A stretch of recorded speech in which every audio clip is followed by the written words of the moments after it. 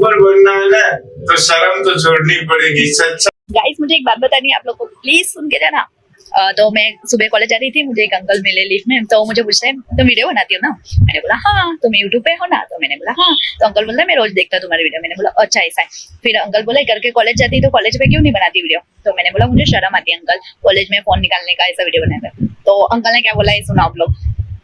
ऊपर बनना है ना तो शर्म तो छोड़नी पड़ेगी। सच्चाई और एक्टिंग बतानी है ना तो फिर शर्माओगे तो कैसे बता पाओगे? सच्चाई बतानी है, एक्टिंग करनी है और शर्माना है तो शर्माना बिल्कुल नहीं है। इस लड़की को सब्सक्राइब करना, शेयर करना, लाइक करना जो आगे बढ़े।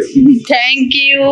मैं तो मेरा कॉन्फिडेंस लेवल तो इतना ज्यादा बढ़ गया है अभी से भाई, इसके लिए मैं नीचे आके वीडियो बना रही हूँ, पता है घर पे नहीं बना रही हूँ। अभी मैं थोड़ा कम शर्माऊंगी। चलो बाय। फिर आप लोग को तो पता ही क्या करना है, लाइक कमेंट शेयर करो, फॉलो करो। Bye bye.